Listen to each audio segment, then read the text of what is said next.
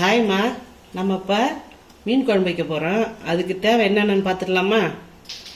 புளி வச்சுருக்கிறேன், தக்காளி வச்சுருக்கேன், கருவேப்பிலை, வெங்காயத்தை வந்து நசுக்கி வச்சுருக்கேன். சின்ன வெங்காயத்தையும் பூண்டையும் நசுக்கி வச்சுருக்கேன். மீனை வந்து மஞ்சள் போட்டு கழுவி வச்சுருக்கிறேன்.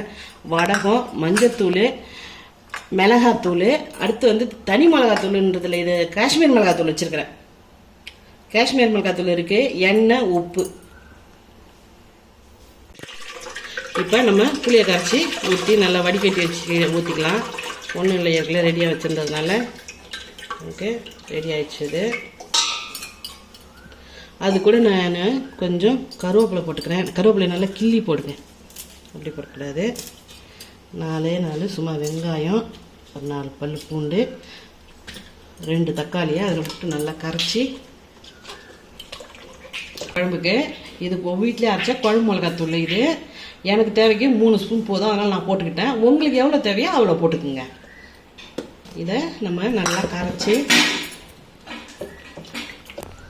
இப்போ நம்ம மீன் குழம்பு வைக்கிறதுக்கு எண்ணெய் ஊற்றிக்கலாம்.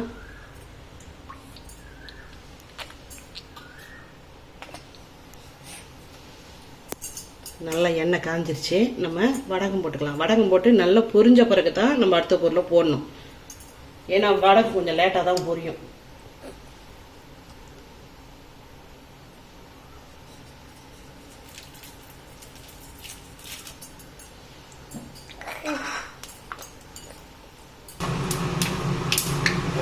நல்லா வடகம் பொரிச்சிருச்சு.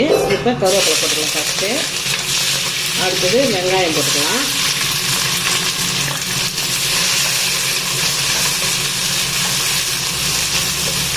இப்போ வெங்காயம் வதங்கிடுச்சு. நமக்கு இப்போ பூண்டு போட்டுக்கலாம்.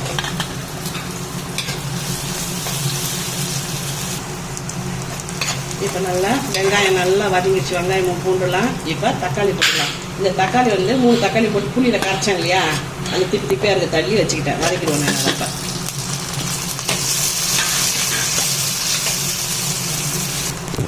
தக்காளி நல்லா வதங்கிடுச்சு. இப்போ நம்ம கத்திரிக்காய் போட்டு ஒரு வதக்கிக்கலாம்.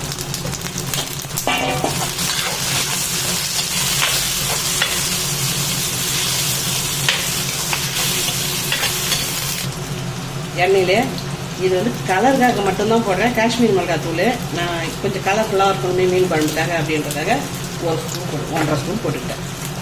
அதேமாதிரி 1.5 ஸ்பூன் மஞ்சள் தூள் போட்டுக்கிட்டேன்.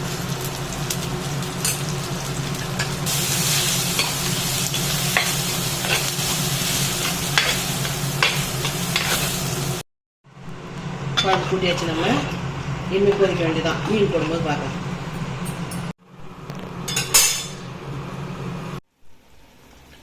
குழம்பு நல்லா கொதிச்சிருச்சு, நல்லா எண்ணெய் பிரிஞ்சு வந்துருச்சு. இப்போ நம்ம வந்து மீனை சேர்த்துக்கலாம்.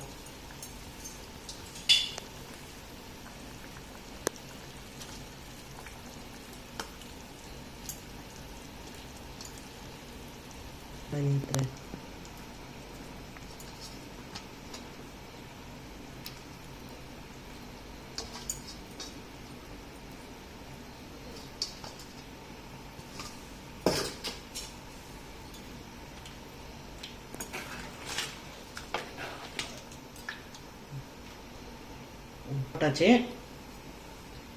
கொதிக்கட்டும். நம்ம இப்போ மீனை போட்டு நல்லா மீன் குழம்பு ரெடி ஆயிடுச்சு. நமக்கு